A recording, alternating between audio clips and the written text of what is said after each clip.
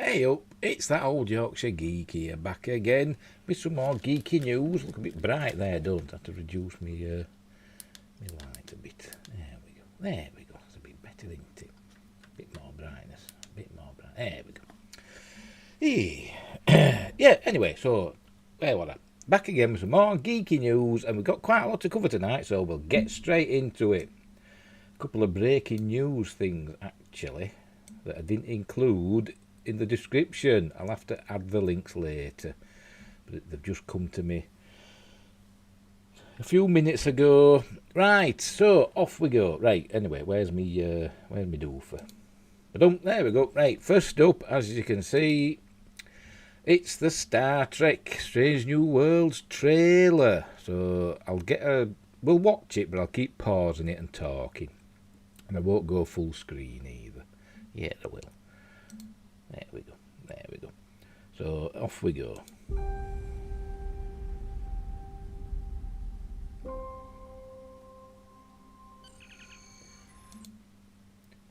The sound of a communicator.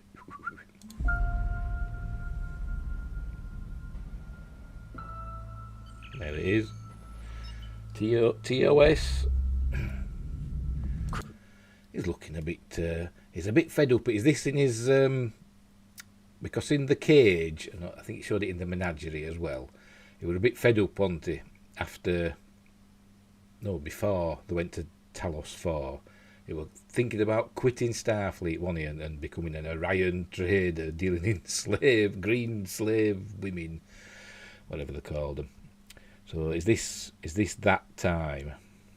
Chris. I need you back, Captain. Is that Tango, his horse? I'll be at where's he from? A place in California. I did a thing about it recently, didn't I? Tell you, my brain shuts down as soon as I start doing these things. Mojave. I don't know if Mojave gets snowy, I don't know, but anyway, we'll see. Again. Yeehaw! Oh, and a shuttle. No matter how many stars there are in the sky, oh no, it was no matter how many galaxies swirl. Oh, that looks ominous, doesn't it? Whatever's going on there. Is it Galactus from Fantastic Four: Rise of the Silver Surfer? Beyond our own. Don't know where that is. Vulcan, perhaps? Don't know. No matter what the mathematical probabilities or the number of times we... Who's this? At first I thought, is this Spock? I can't tell if his ears are pointy or not. If so, what's he doing standing at the edge of a precipice? Well, at least naked down to the waist. We say, we are not alone in the universe.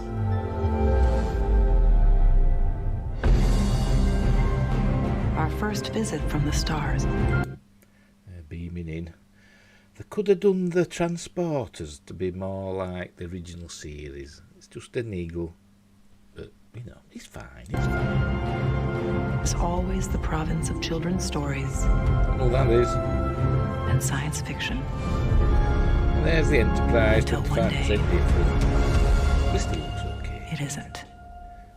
That top doesn't look too bad either. Improve that top. There you go. Strange New Worlds.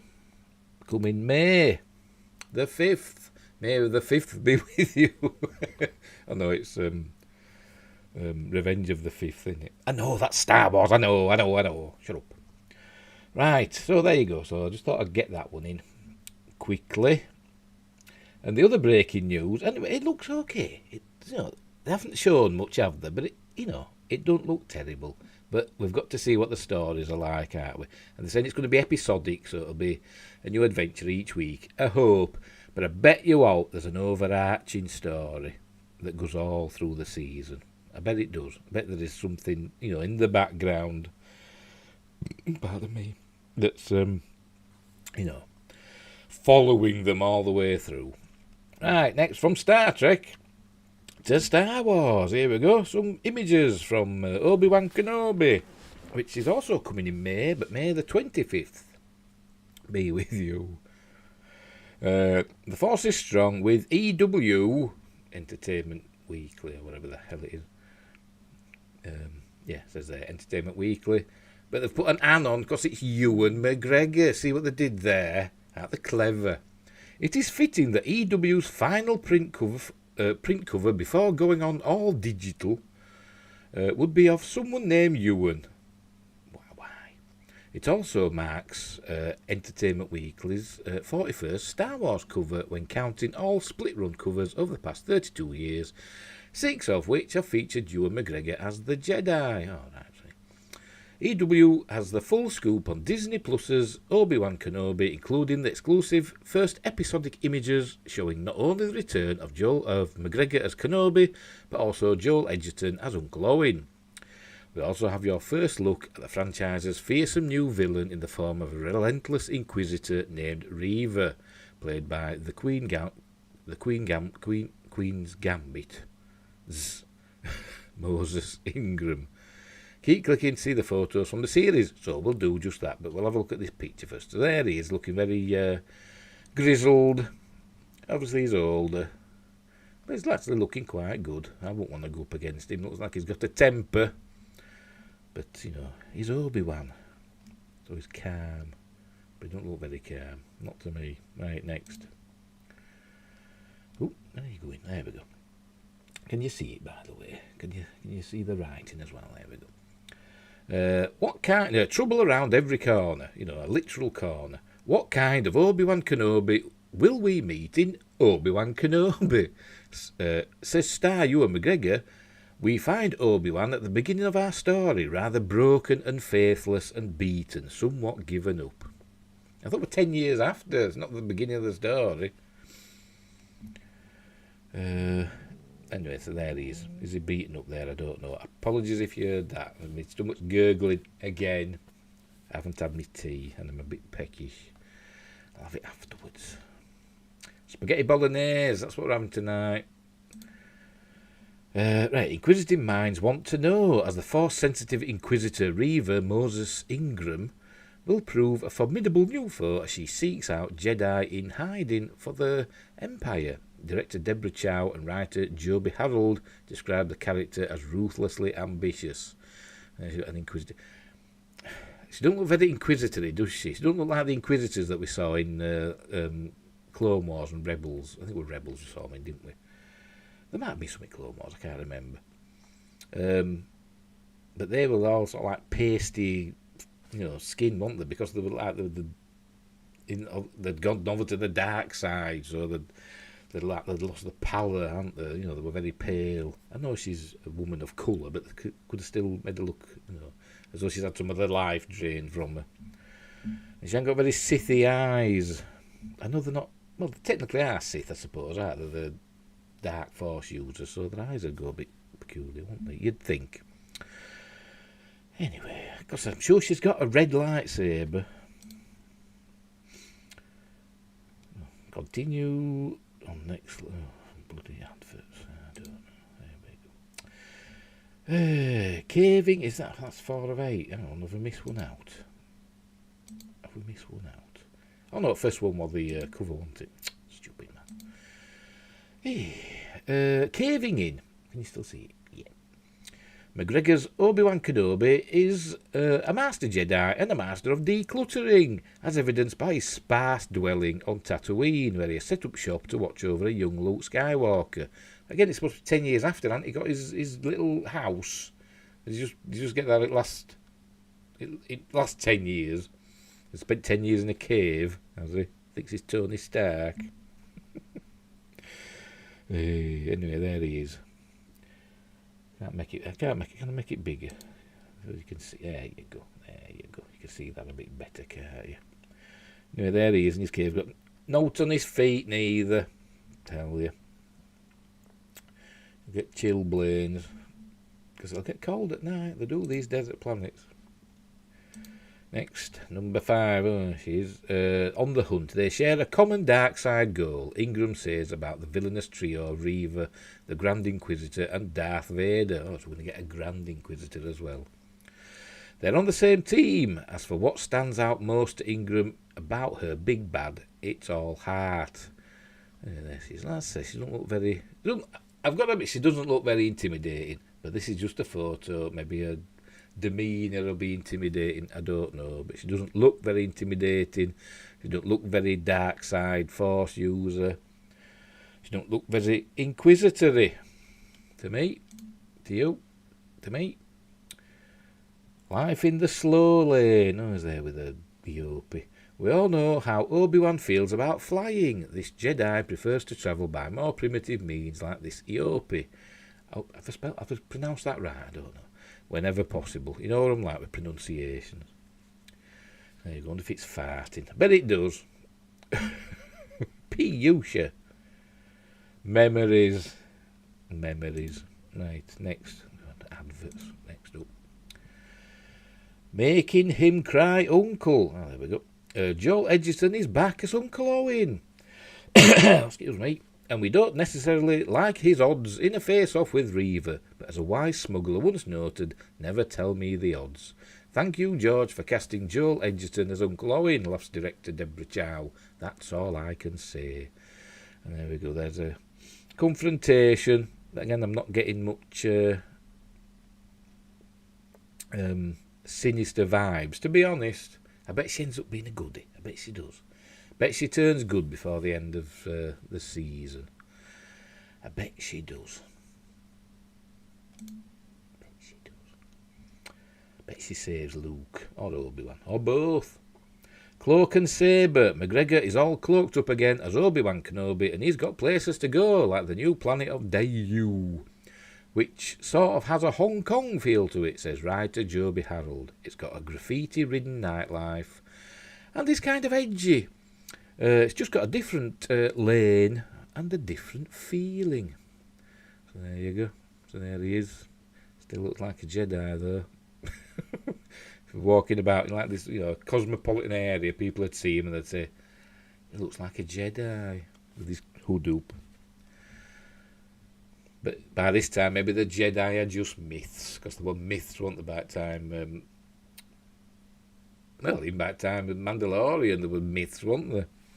And that was only 5 years later. This is 10 years later, so definitely myths. Myths. Anyway, that's it, isn't it? Yeah, so I think we're back to the beginning again. No, we're on to something else now. So, right, so we'll get rid of that one. So, very interesting. Very interesting. Well, not really very. What are you doing now when you're going to that far? Unbelievable. There we go. So, yeah, well, I suppose mildly interesting. They weren't exactly mind-blowing pictures, were they? They weren't exactly amazing. But, we're not far off. We should be getting a trailer soon. Somebody said in the next few days, I think, did they say around 11th of March or 9th of March, which is today. So maybe they meant these pictures. So anyway, 11th of March is the next date. So we'll see. Right, next up. Is that Princess? Yes, he goes. That's Princess going by. Right, Florence Pugh in talks to join Timothée Chalamet in Dune Part 2. The sci-fi continuation is set for an October 2023 release. Hang on, can you see all the writing here? With Zendaya, Rebecca Ferguson and Javier Bardem also part of the returning cast. And there's the lovely Florence Pugh. I know, I'm a dirty old man. Florence Pugh may be journeying to the planet Arrakis. The English actress is in talks to join the all-star ranks of Dune Part 2.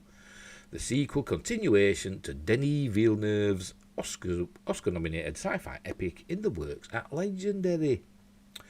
If a deal is made, Pugh will be the first franchise newcomer to join a returning cast that includes Timothée Chalamet, Zendaya, Rebecca Ferguson and Javier Bardem, among others.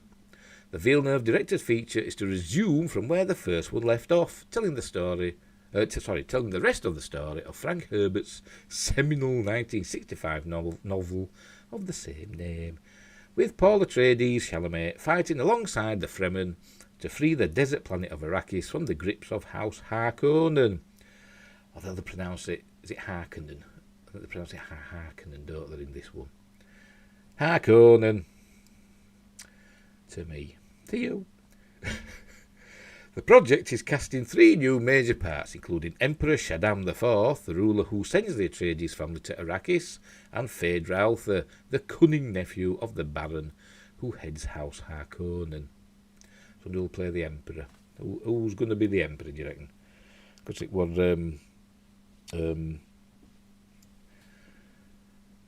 Ferrer. Hosey Ferrer, wasn't it, in the David Lynch one? So it'll be somebody similar. Oh, they just go for a new look. Could be anybody. Pugh is being courted to play the Princess Irulan, the daughter of the Emperor. And that was... never mind. I can see her in my head, but I can't remember her name. Anyway, she was in Candyman. You know, several obstacles remain. However, for any deal, the script is still being written. I'm having the right night tonight, aren't I? The script is still being written, and thus the actress is said to be waiting for the latest draft. And I can hear Princess crunching the biscuits behind me, so if you can hear that. The noisy bugger. Also, schedule imposes another hurdle. Legendary is hoping to begin shooting this summer, but Pugh is also in contention for the Madonna biopic. Or is it biopic? No, it's biopic. And it is unclear when that would go, should she nab that lead role. Another possible factor is the war in Ukraine. The first movie shot partly in Hungary, and Dune Part 2 is planning the same. That's close to the biggest conflict in Europe since World War II, and it is yet unclear if it will impact the project's plans. Dune, which was released day and date in the US in theatres and on HBO Max, grossed over $400 million worldwide. Warner Brothers will release Dune Part 2 on October 20th, 2023. Pugh, nominated for an Oscar for 2019's Little Women, is currently shooting a role in the Christopher Nolan drama Oppenheimer and is coming off appearing in Marvel Studios' Disney Plus series Hawkeye, which debuted during the Christmas season. And then it tells you she's represented by, but you know, why do we care? Not going to hire her, am I? Not going to make a film. So there you go. So anyway, she'll make a fine Princess Irulan. I'm sure she will. Who played her in the David Lynch one? Oh God, I can see her face. Super famous. Anyway, right, Doctor Who. Christopher Eccleston envisions a Doctor Who comeback on one condition, and there he is staring at us. He's going right through me with laser eyes. What would it take to get the 9th Doctor back? For years, fans of BBC's iconic sci-fi series have all but despaired of ever seeing former Doctor Who star Christopher Eccleston taking another ride in the TARDIS. But despite famously staying away from the role he embodied through one season in the mid-2000s, Eccleston's recent remarks suggest he's not entirely opposed to a return. He's running out of money, Chris. So long, that is, that the current creative team does things his way. Speaking recently at Australia's Supernova Comic Con and Gaming Convention, Supernova Comic Con and Gaming Convention, via Screen Rant, Eccleston said he's not interested in teaming up with present-day Doctors because, as he put it, multi-Doctor stories are a bit of a cash-in. You miserable sod. Team up with them. That's what the anniversaries are all about, aren't they? All the Doctors coming together. They have been ever since the first one. The 10th one, we had the 3 Doctors, and the 20th one, we had the 5 Doctors, etc. Miserable... I've never been a fan of multi-Doctor stories, said Eccleston. You know, when I worked on the series, I had really strong ideas, surprise, surprise, about what works and what doesn't, and I always think that multi-Doctor stories are a bit of a cash-in. Yeah, because it's the anniversary. And a bit of exploitation. Creatively, they never work for me. Oh, for crying out loud. Yeah, that's why you did G.I. Joe, wasn't it? And Thor 2, you know, for the creativity. Not to do with the, cashing in. Unbelievable. Eccleston added that he's always envisioned the Ninth Doctor as a lone wolf in the series. Getting involved in any current Doctor Who projects, he added, will pretty much come with that same stipulation. No crossovers with any of the other numbered Doctors allowed. He's not mean it then, is he? And if he's going to be like that, bugger him. The Ninth Doctor in particular is a one-man band, definitely, he said, so it doesn't work with other Doctors. If you want me back, you get me on my own. They won't want him back then.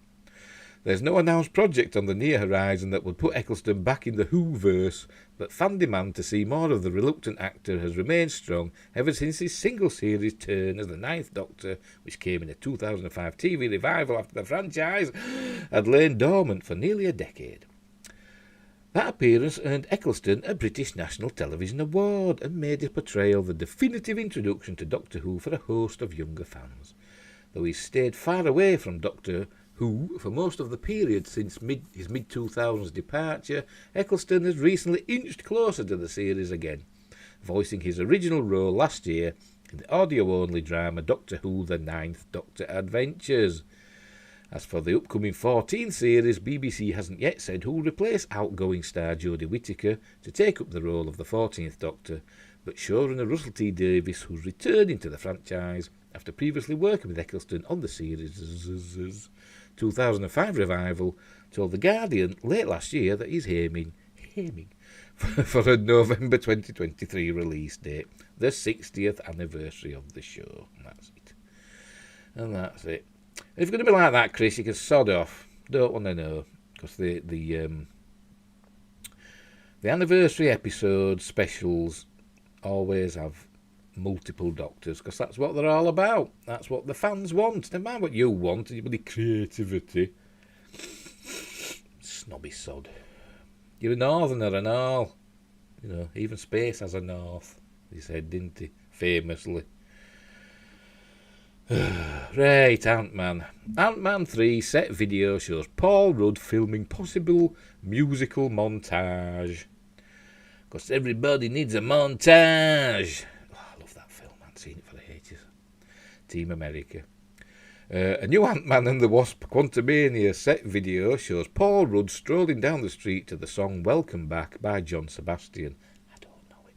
I think there's a video, so we'll watch it. And there he is.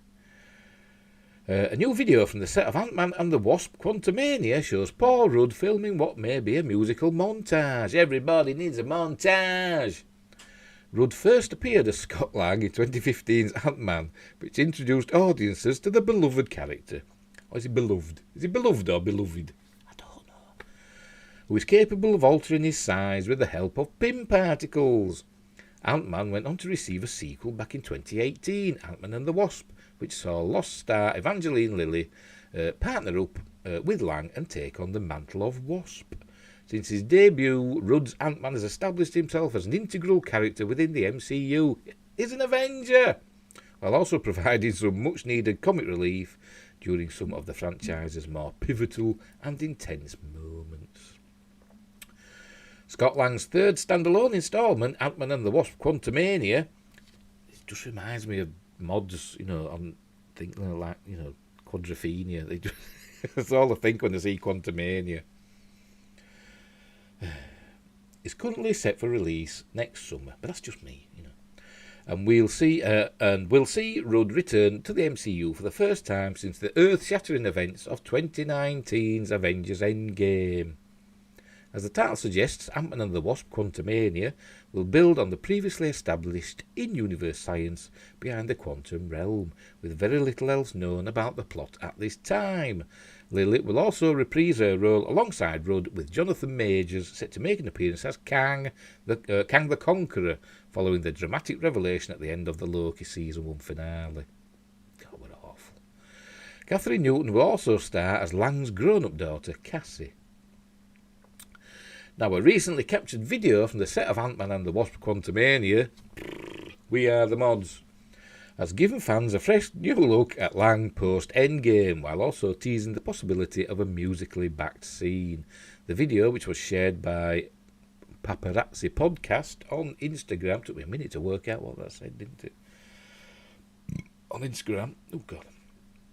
offers a quick glimpse of Rudd as he strolls rather merrily past what appears to be a number of excited onlookers. In the background, the song Welcome Back by John Sebastian can be heard playing. And Lang, can you read that? Yeah. And Lang struts along smiling as he passes each of them. Check out the video below. Right, so we'll have a look. We'll have a look. Let's have a look. Have we got volume up? Yeah, I think so.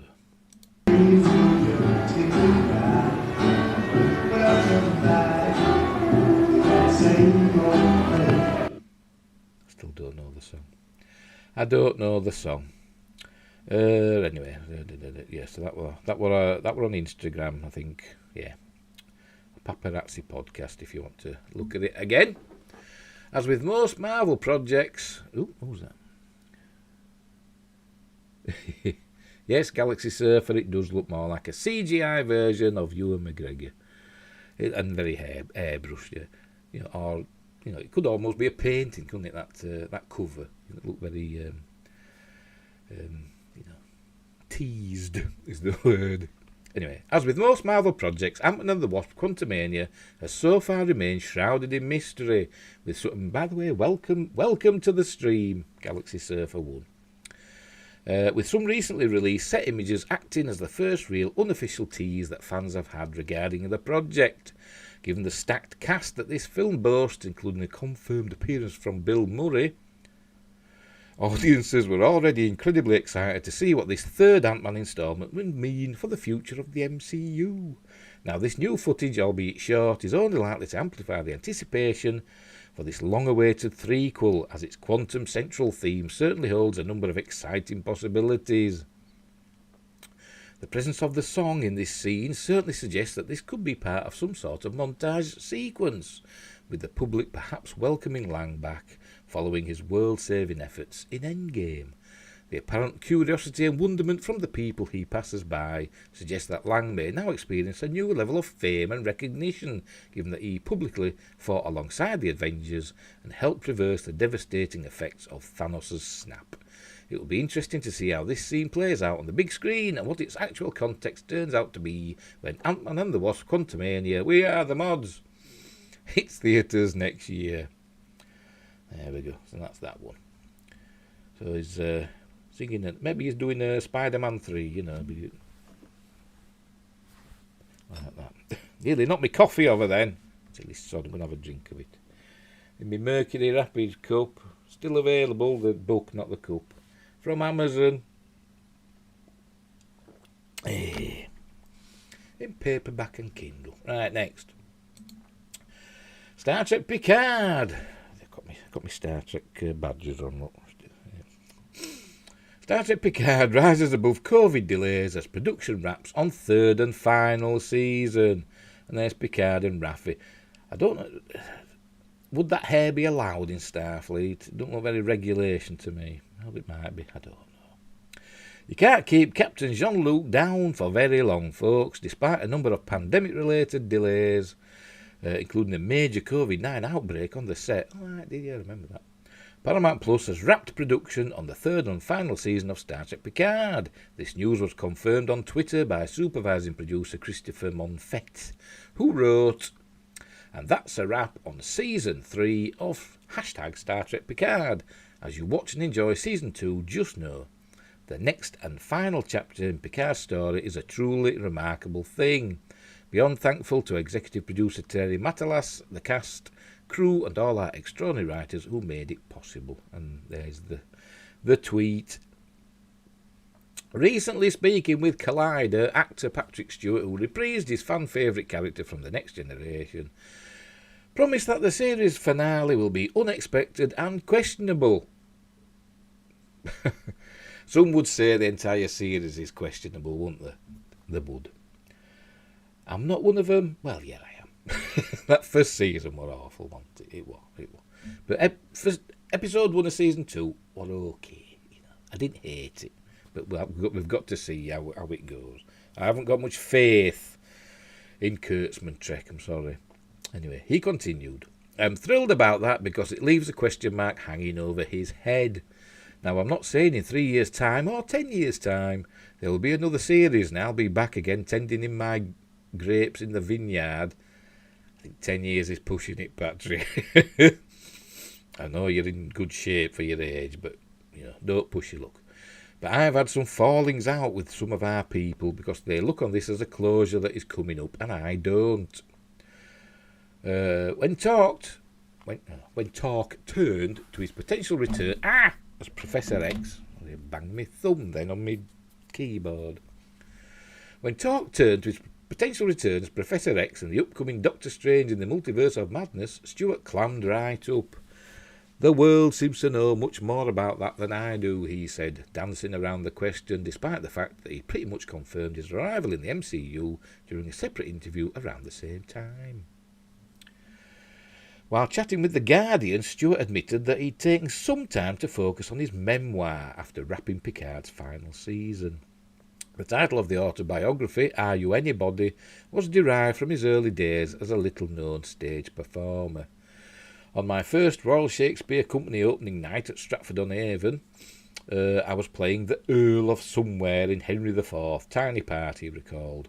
But there was a group of autograph hunters at the stage door and someone thrust the programme at me to side, then pulled it away again and said, Are you anybody? And I said, No, nobody at all, and walked away. But the importance of that question has stayed with me ever since. I wonder if he had this posh accent, in his early days as an actor. Or were he like Sean Bean? Because he's from round here. He's a Yorkshireman.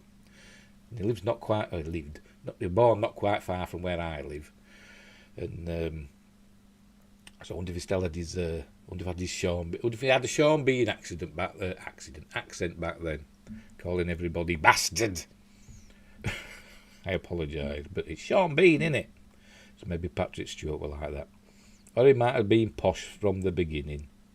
Because they were from Murfield, and Murfield, compared to where I live, it was posh. Maybe it's not now, I don't know, because I haven't been for a while. Anyway, the Season 2 premiere of Star Trek Picard is now streaming on Paramount+. Episode 2 arrives on the service this Thursday, March the 10th, and in the UK it's on Amazon Prime on Fridays. So there we go. I forgot what that was about. Oh, right, Season 3 wrapping production. But I'm sure there'll be reshoots and all that palaver, and we won't see it till next year. Right, next. Right, who we got here? Why have you gone off? It'll just... Give it a minute, it'll come on. Hey, come on.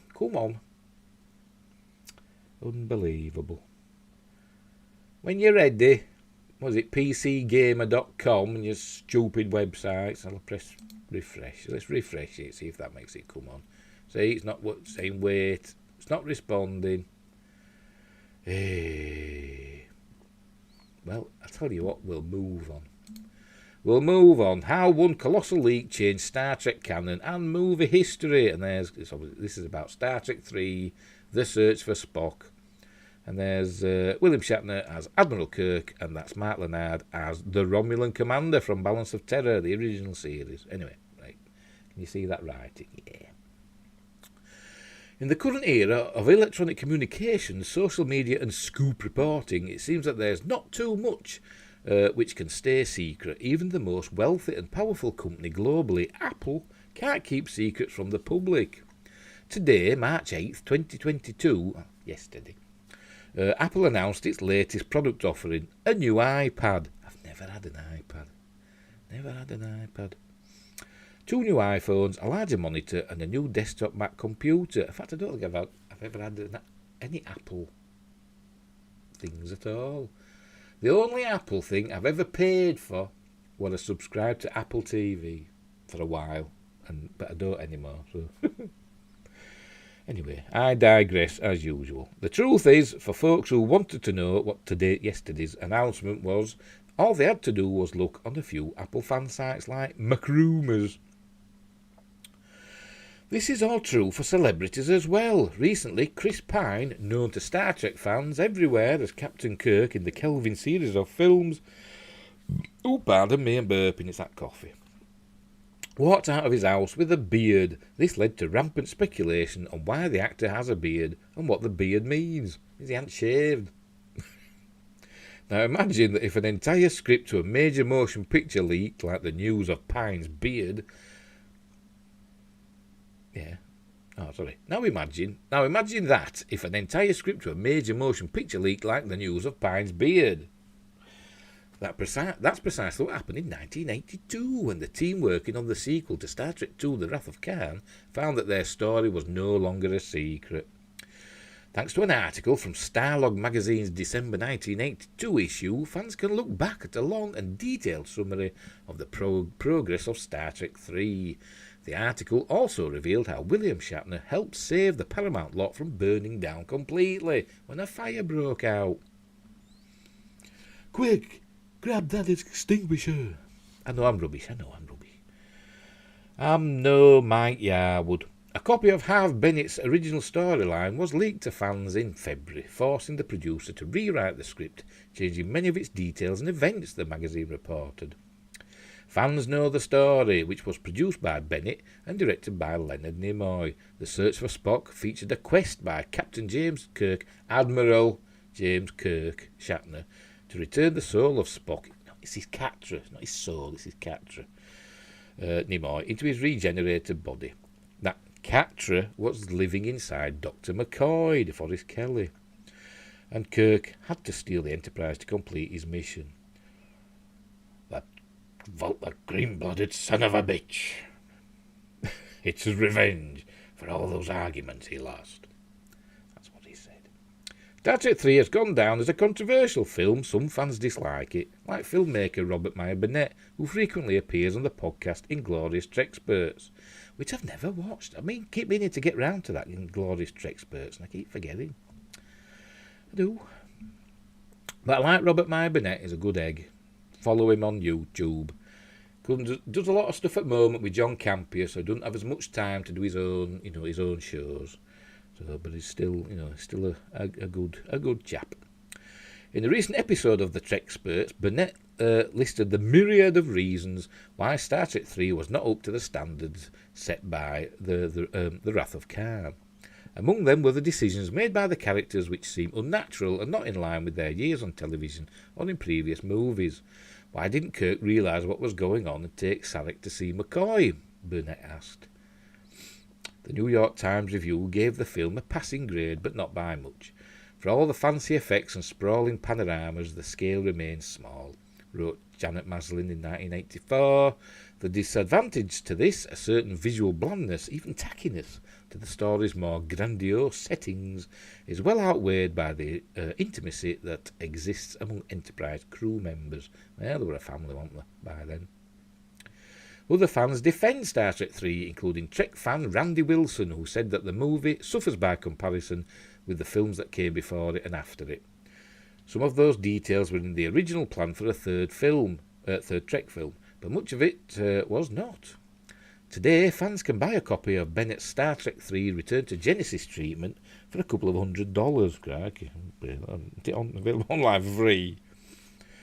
However, thanks to writer David Eversole, who posted a summary of Return to Genesis, fans don't need to spend a latinum to get the gist of the story.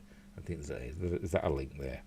Yeah, that's a link there. If you want to, all the links are in the description below. And don't forget to like and subscribe and share the videos and use the notification bell and drop a comment in the comments below or join the live chat like Galaxy Surfer. Hope you're still watching. And all that jazz. Anyway, if you follow the link that's in, you'll find this link to the Star Trek 3 Return to Genesis treatment. I'll check that out later. I better forget. This original version had the Romulans, not Klingons, as the villains. Yeah, I remember reading this because it was a Klingon bird of prey, and up to that point, we'd only seen Romulan birds of prey, hadn't we, in Balance of Terror and other, original series. So it were Romulans that had birds of prey, not Klingons, but then we had a Klingon bird of prey all of a sudden, with a cloaking device. So that kind of... at the time, it was like... If there'd been an internet then, they'd have ripped it to pieces. They would.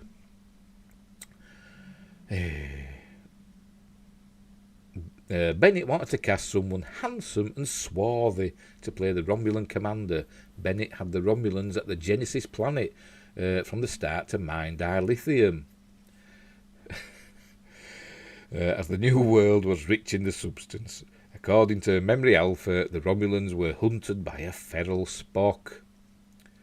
Balance of Terror. Oh, that's a video. If you can't say, you can watch it, meanwhile, the Vulcans were angered that the Federation would create a device that could be used for such destructive power.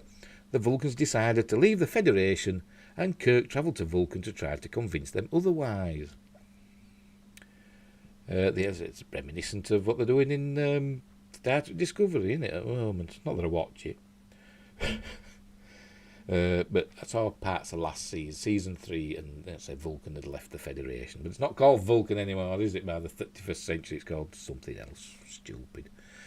The Enterprise crew would have done so in a stolen Romulan bird of prey, not a Klingon ship. This new ship was created by industrial light and magic, but should not have been named the same thing as the Romulan vessel.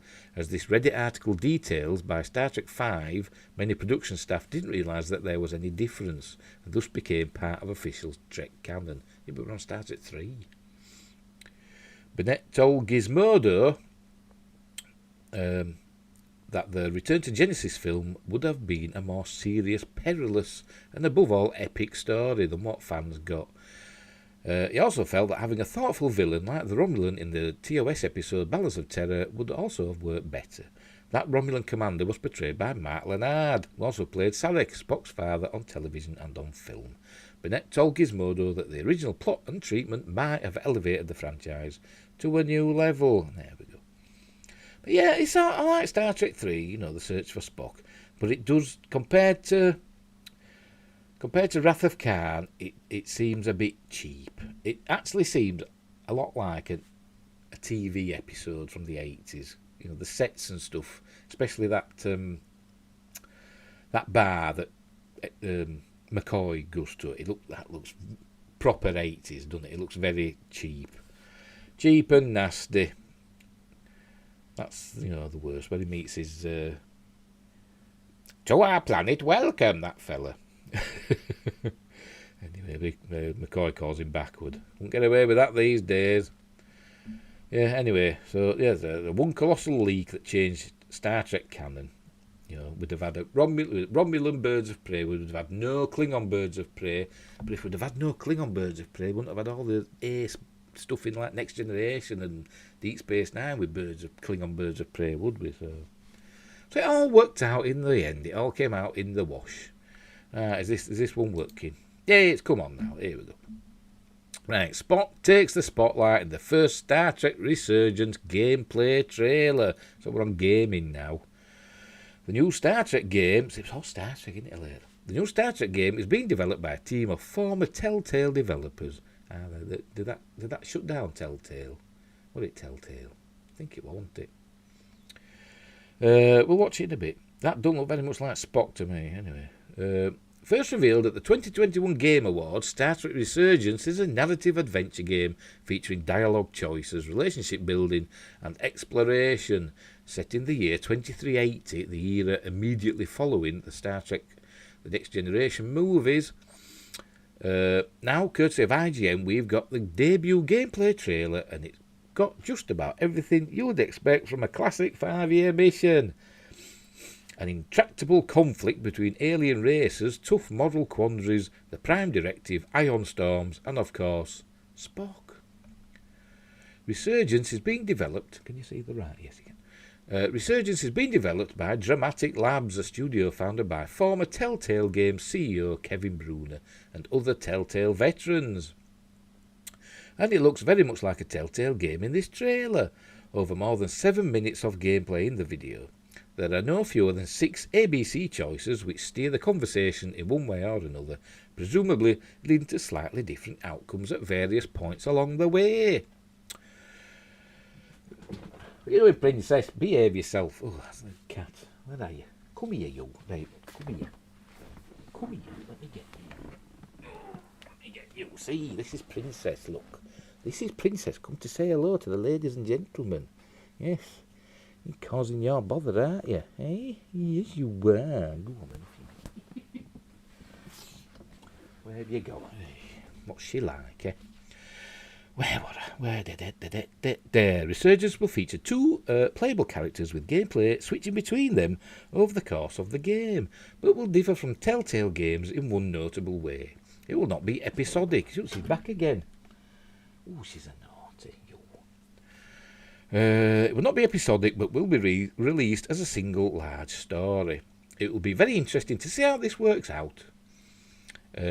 Telltale closed very suddenly in 2018. Yeah, I thought it were them. After what appeared to be years of consistent success, but an in-depth Verge report into the studio not long before its closure found that crunch and mismanagement were common. And multiple sources said that much of the studio's problems arose from Brunner himself. Brunner, who co-founded the studio and took over as CEO in early 2015. Behave yourself. Princess again. In early 2015, stepped down from the top job in March 2017 and actually sued the company in June 2018 for effectively freezing him out and voting him off the board of directors. Oh, there you go. Anyway, let's have a look at this. Let's have a look. It might echo a bit, I don't know. We'll not watch it off. It's 7 minutes. We'll just have a quick look. Ambassador Spock, my senior staff. Don't look like Spock, does it? It's not every day that a captain gets to welcome a Starfleet legend aboard. You flatter me, Captain Solano. But legend implies the past tense, whereas I am very much focused on our present circumstances. Is that Leonard I Nimoy? didn't mean to suggest you were stuck in the past. Anyway, yes, there you go. You can follow the link and watch the rest of it. Did that sound like Leonard Nimoy? It kind of did, but it also kind of sounded like somebody doing an impression of Leonard Nimoy, didn't it? Like Leonard Nimoy mixed with Sean Connery. My name is Spock. What are you doing, Princess? You're being very naughty. You are. So anyway, we'll see how that goes. You know, let's say it's a Telltale game, so it won't be won't be a shooter, will it? But it should be interesting. It should be interesting. Right, what's up next? What's up next? Ah, another one that's not coming on. Look. Hey, we'll move on to the next one. See, that one's not happening either. There's always summit, isn't there? There's always summit. Are you coming on?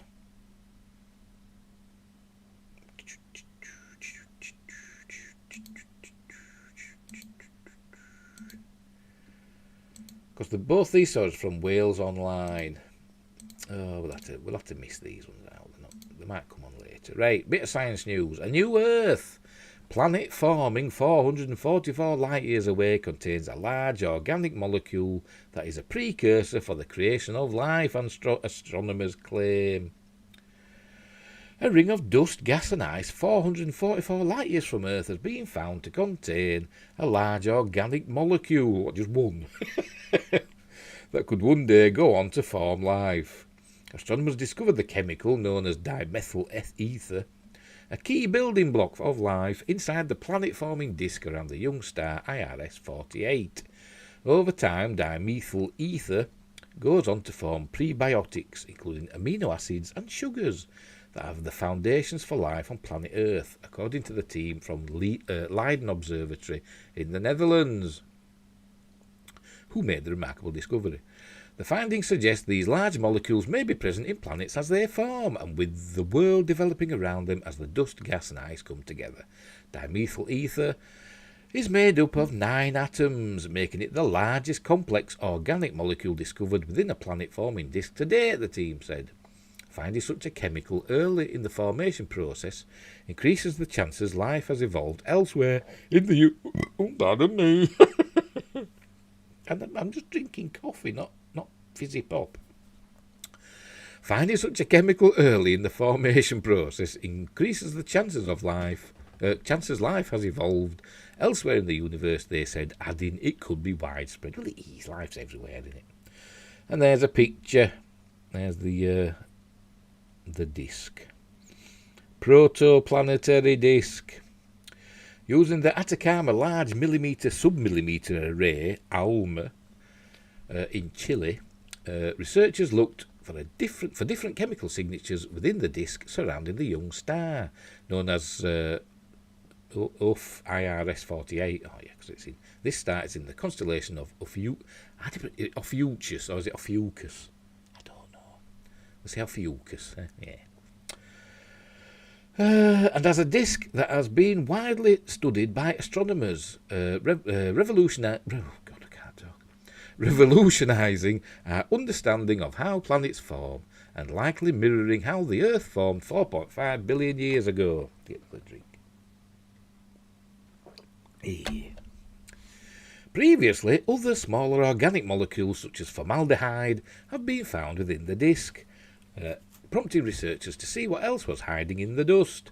Dimethyl ether is an organic molecule commonly seen in star-forming clouds, but had never before being found in a planet-forming disk. The researchers also made a tentative detection of methyl formate, a complex molecule similar to dimethyl ether that is also a building block for even larger organic molecules.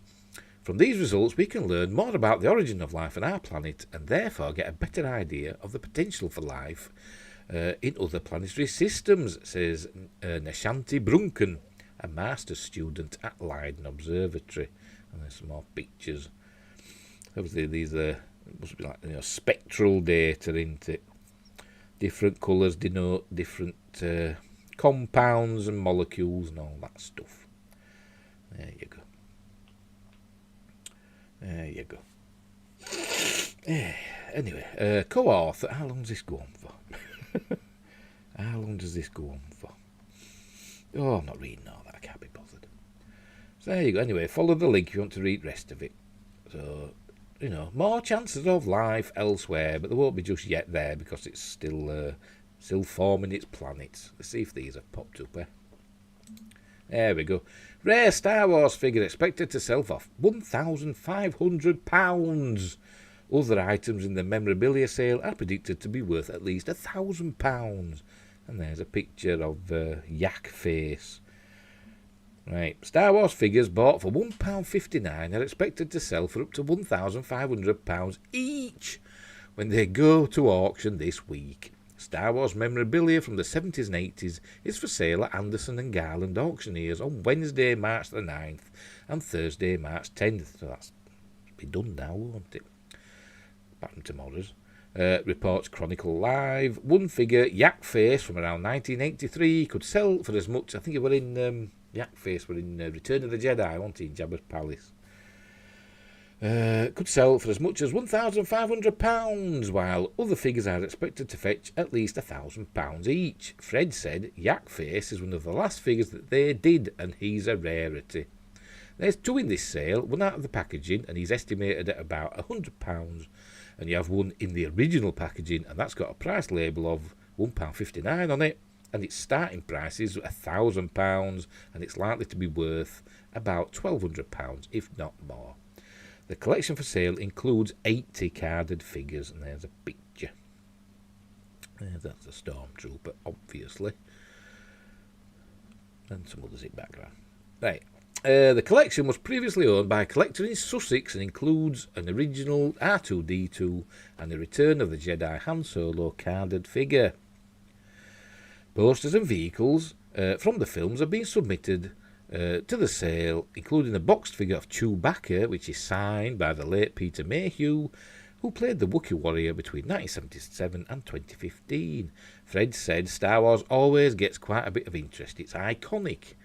When Disney took on the franchise, everyone was a bit sceptical about what Disney was going to do with it, but they've managed to create a whole new wave of collectors in the new movies. No, they haven't. No, they haven't.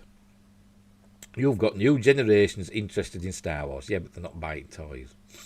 Apparently. Apparently they're not buying the toys.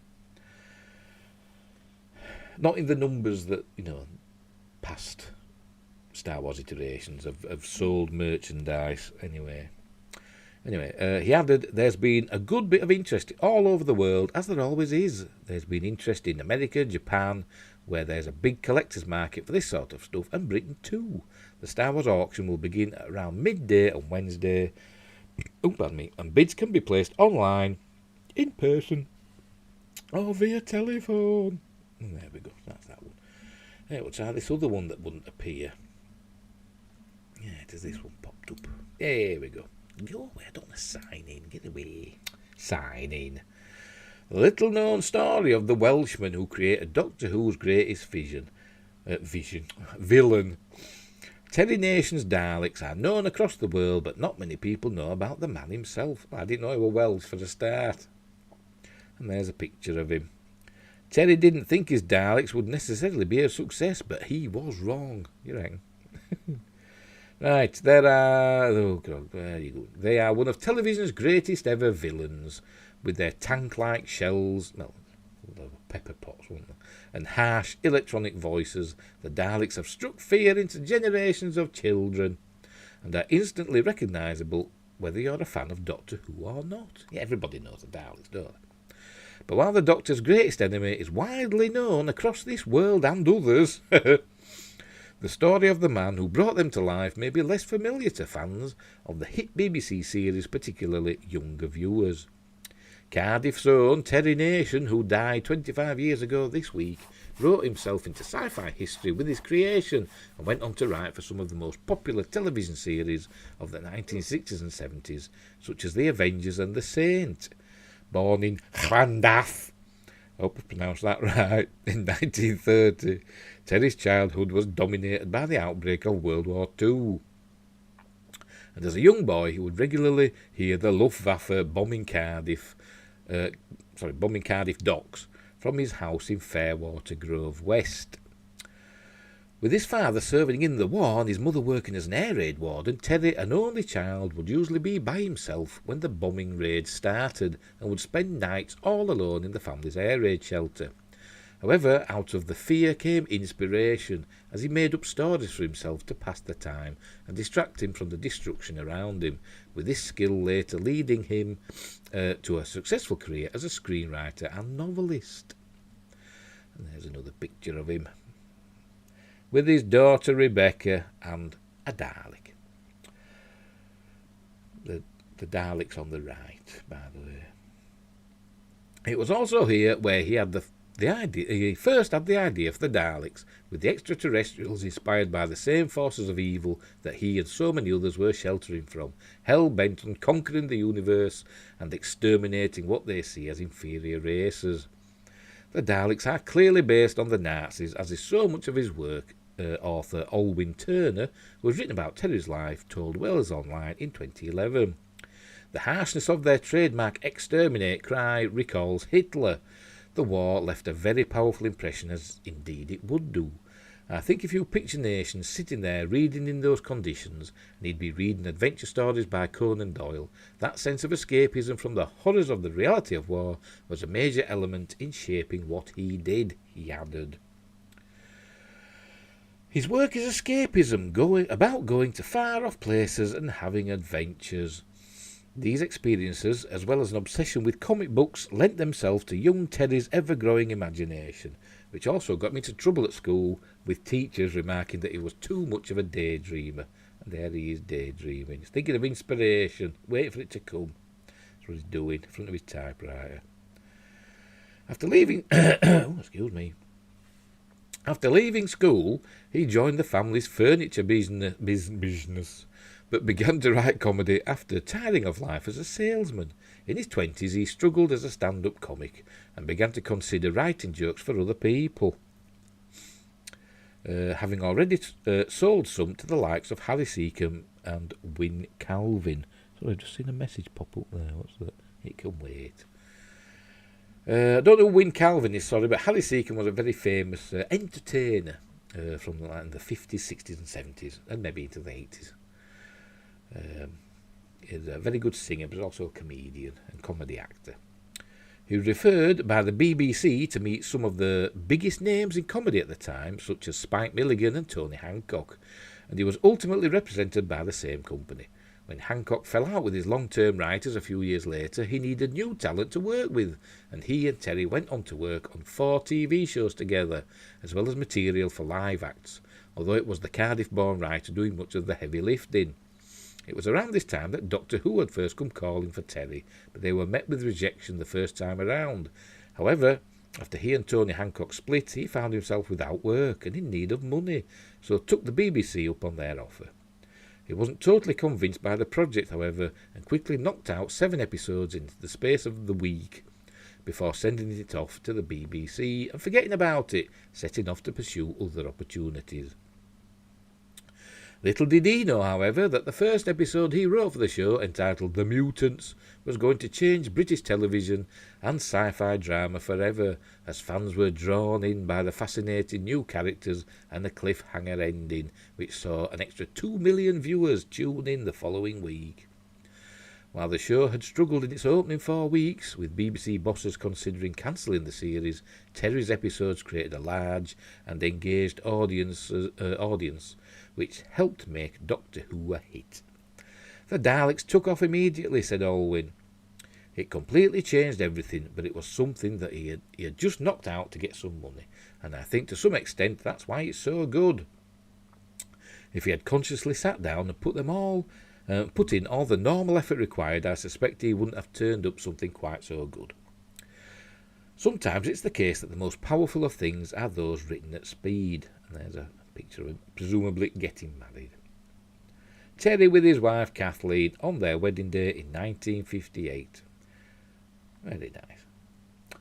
The success of the Daleks made the BBC enthusiastic and also made Terry a very wealthy man, as he pocketed the equivalent of £4.5 million today in his first 18 months writing for the show. Crikey. Within weeks, Dalek Mania swept the country, with Terry's creations all over the front pages and earning larger viewing figures than the Beatles. His success led him to pen episodes of several hit series, including The Saint, The Avengers, and The Persuaders, while he was also later given the opportunity to write his own series by the BBC in the 1970s. While neither Blake's Seven or Survivors reached the level of popularity of Doctor Who, they earned cult status among sci-fi fans, with the latter being revamped in 2008 and running for a further 2 series. And there he's got the blue plaque, where he lived as a child.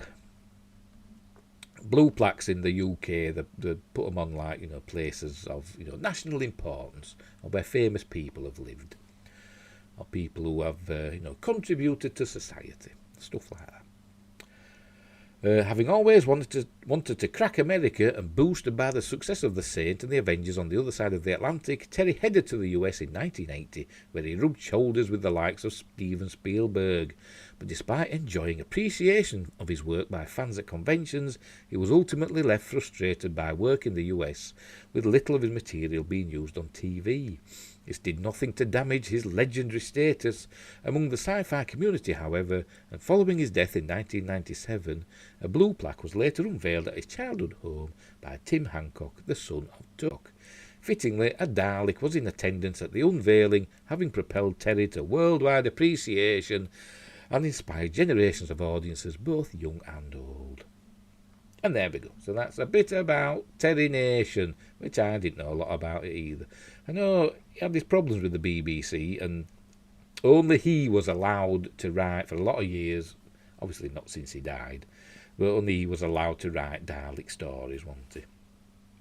Because it was his creation, and they were very protective of it. So there we go. Right, next up. We're getting there. Here we go. What's this? Where are we? That's a photo of a stone. There's a big rock stuck inside one of Perseverance's wheels. Look, it's not really stuck, is it? But it's there.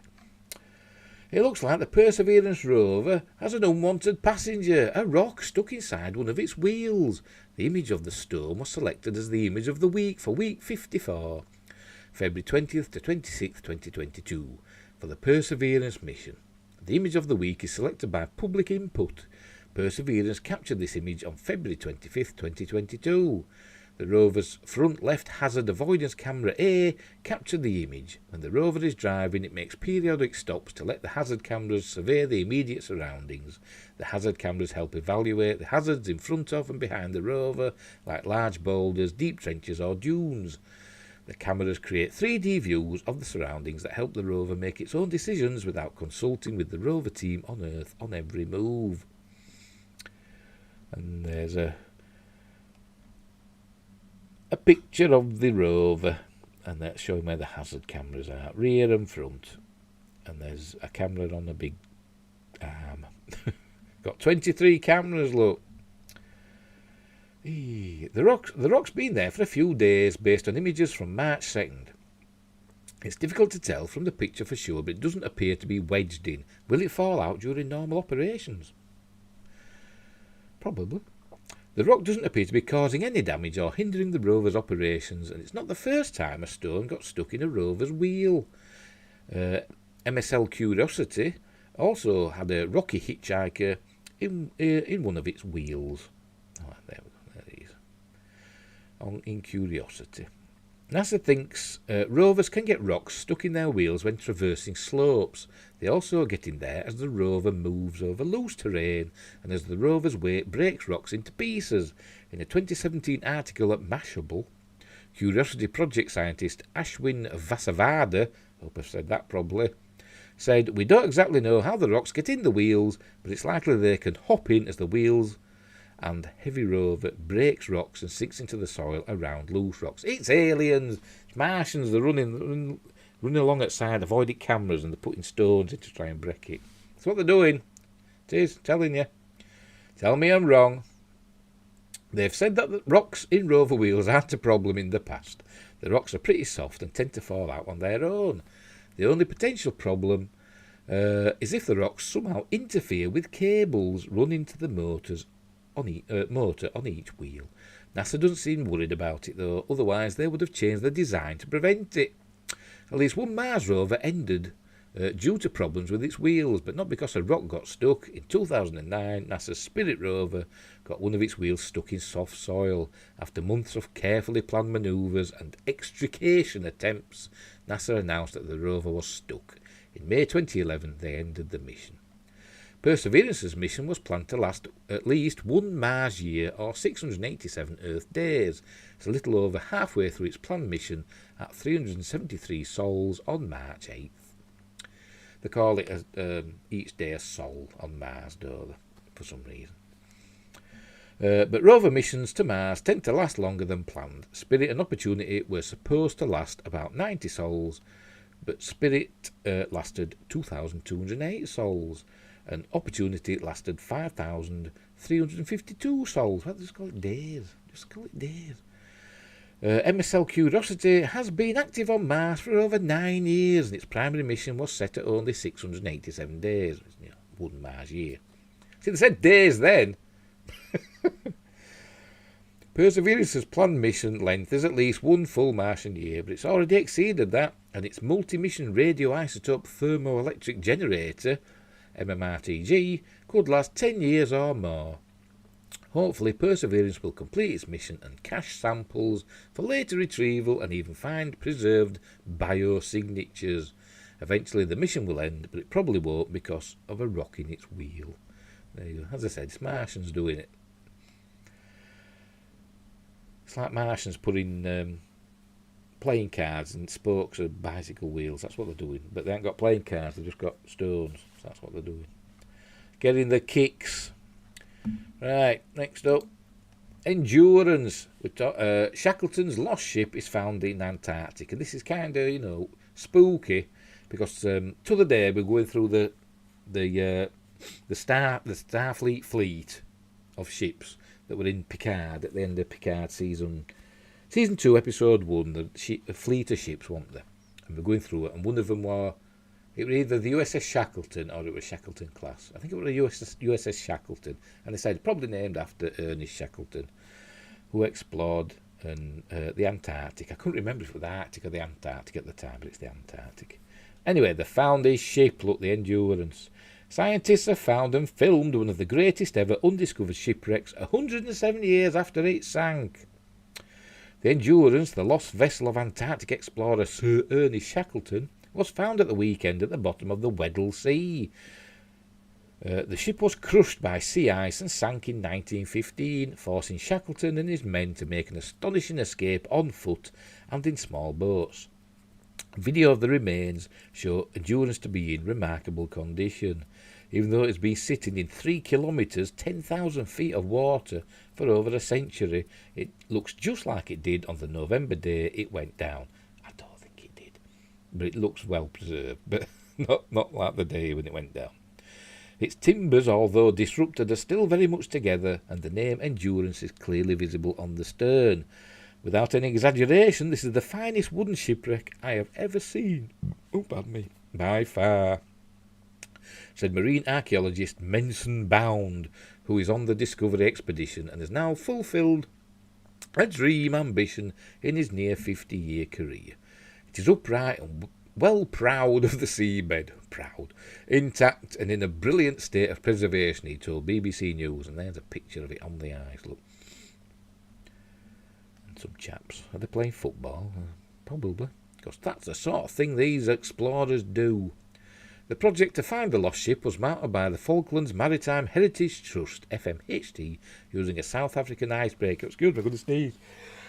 Oh, excuse me. Thank you. Oh, dear me. Bless me. Hope not all snot and bogies hanging out of my nose now, because I haven't got a tissue with me. Oh, crikey. Yeah. Let me know if I've bogies. Okay.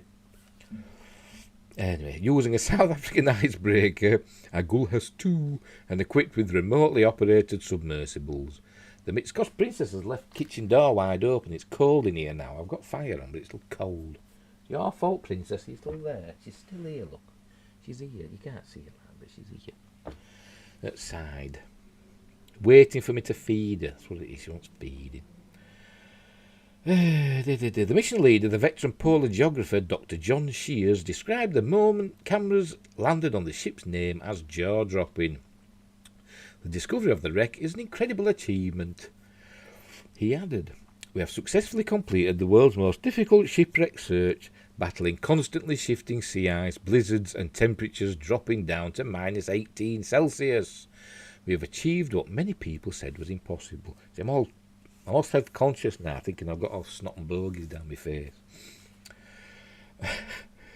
And there's a ship, the Agulhas.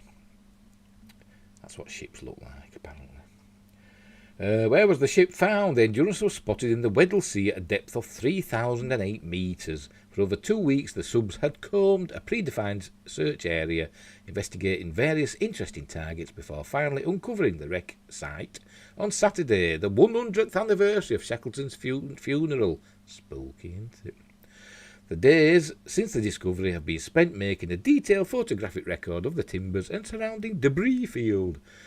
The wreck itself is a designated monument under the International Antarctic Treaty and must not be disturbed in any way. No physical artefacts have therefore been brought to the surface.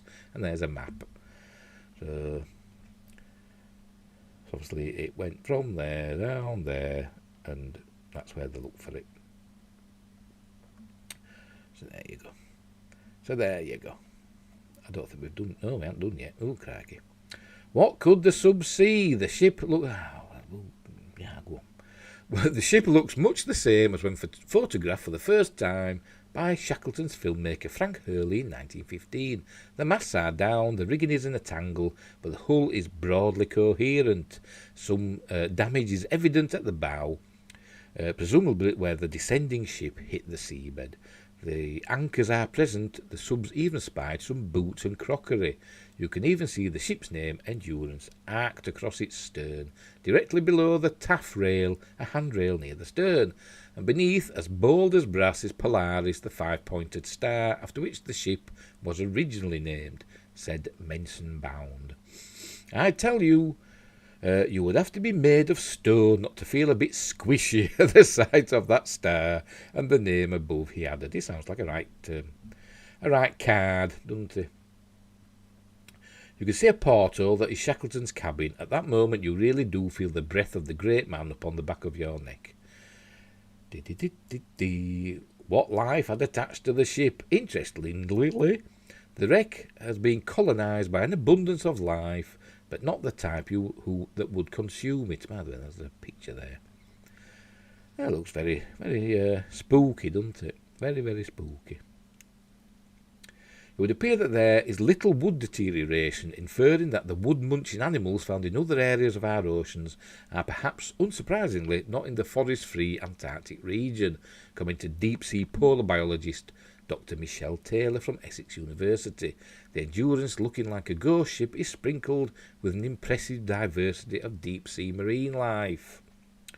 Stalked sea squirts, anemones, sponges of various forms, brittle stars, and crinoids, not the Doctor Who crinoids, proper crinoids, related to urchins and sea stars, all filter-feeding nutrition from the cool deep waters of the Weddell Sea. And there's another photo. Shackleton, left, looks over the broken remains of his ship just before it went to the deep. Crikey. I bet it was crap in his thing. Probably not, though. Probably not. Proper men in them days. Stiff upper lip and all that. I bet they just said, right, chaps, let's just gather what we can and we'll hike out of here. I bet that's what he said. 2 reasons. Why was this ship so prized? 2 reasons. How long have we got to go? We're nearly done. Yeah, we're nearly done. I'm lazy, aren't I? 2 reasons. The first is the story of Shackleton's Imperial Transantarctic Expedition. It set out to make the first land crossing of Antarctica, but had to abandon the quest when the expedition ship, the Endurance, was trapped and then hauled by sea ice. From then on, it was all about survival. Shackleton somehow managed to get his men to safety, an escape that saw the Anglo-Irish explorer himself take a small lifeboat across ferocious seas to get help. The other reason was the challenge itself of finding the ship. The Weddell Sea is pretty much permanently covered in thick sea ice, the same sea ice that ruptured the hull of the Endurance. Getting near the presumed sinking location is hard enough, never mind being able to conduct a search. But herein also lies part of the success of the FMHD project. It said up there what it stood for, I can't remember. Falklands Marine History Thingamabob. This past month has seen the lowest extent of Antarctic sea ice ever recorded during the satellite era, which stretches back to the 1970s. The conditions were unexpectedly favourable. And there's a submarine, and there's a man. Historian Dan Snow, I think I've seen him on telly before. He looked familiar. The Agulhas wrapped up the survey of the wreck and departed the search site on Tuesday. The icebreaker is heading for its home port of Cape Town, but the intention is to call into the British Overseas Territory of South Georgia, where Shackleton is buried. We will pay our respects to the boss, said Dr. Shears, using the nickname the Endurance crew had for their leader. Oh, there we go, that's it. There's a video at top in there, shall we have a quick look at that? We won't watch it all because it might be long, but it might show us, there we go. Let's have a look.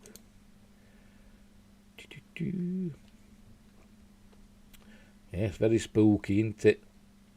Very, very spooky. How's it going for? It was in a few seconds. Spooky. Are you making noises, you? Eh? Hearing this Scurry's princess is doing stuff as you watch these haunting images of the Endurance. There you go. Some sort of animal there, look. Behave, you. I mean, knocking things off. Get you. Well, the ladies and gentlemen are trying to watch this video and they've got me talking to you. So there you go. So that's, anyway, that's all that we've still got more to come. Not much. We're nearly done. We're nearly done. So we'll get rid of that. And what do I need to get now? Oh, I need to find where. Oh, I don't know where I've put it. Where are we? Where's my mouse pointer? It's there.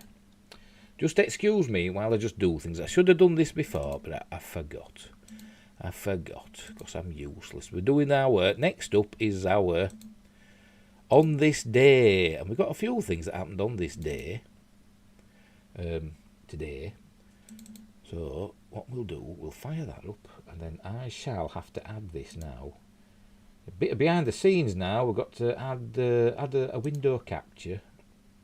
Then go to add source, and I'll add a new one. Diddy.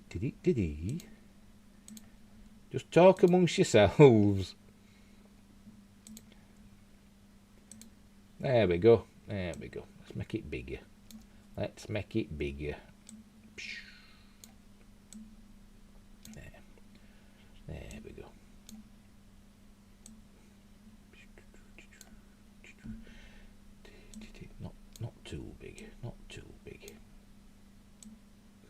see it writing, haven't we? There we go. Right, first up, Sputnik 9 were launched on 9th of March 1961.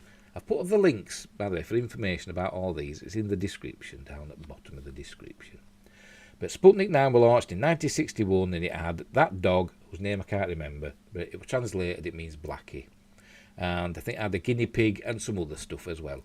And unlike Laika, the dog that died, all these animals came back to Earth and were okay. Don't know how long they were okay for. Maybe they got dissected. I don't know, but they were okay when they came back alive. So thank the Lord for that. So that's the first one. That one in 1961. Now in 1986, this is sad news. Remains of the Challenger crew were found on 9th of March 1986, which is sad news. But that happened on this day. The Soviet Vega 2 probe passes by Halley's Comet on the 9th of March 1986. That on the same day. It passed within about 8,000 kilometres and took some photos which weren't very good, to be honest. Because at the same time there was the I can't remember what they called it now. There was another probe, wasn't there, that flew into the coma, didn't it, or the tail or whatever. It flew in and took photos of the core. It's not called a core, is it? What do they call it? Anyway, that the rocky bit of Halley's Comet, not Halley's Comet, Halley's Comet. Or it should be Hawley's Comet. Stephen Fry on QI said it was pronounced Hawley at the time, but everybody says Halley. Liquid water discovered on Saturn's moon Enceladus. Or is it Enceladus? I've always said Enceladus, but Enceladus. On 9th of March 2006, and there you can see it there. That's water, geysers of water spewing out because of the pressure underneath. They come spewing out, and they found that it's liquid water, so there's a big ocean under that moon. It's not a massive moon, but out orbiting Saturn.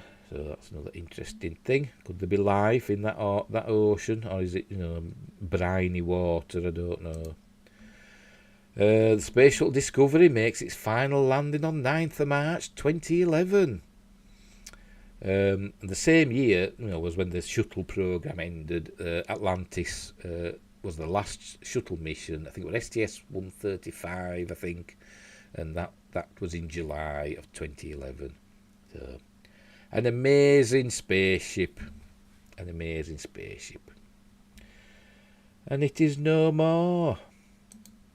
And finally, I think this is the last one yet. Finally, Russia and China, this is only from last year, agreed to build a joint moon base by 2035. And this was last year. This time last year, they agreed to do that. Will it happen now? With all the bother that's going on. What are you doing, Princess? With all the bother that's going on, I don't know. But we'll have to see. Maybe they will, maybe they won't. Don't know. So we'll leave it there. We'll get rid of that bomb. There we go. Right, so that's it. Bad enough for today. And I bet you have an all. So we'll leave it there. And I'm sure there'll be more news tomorrow.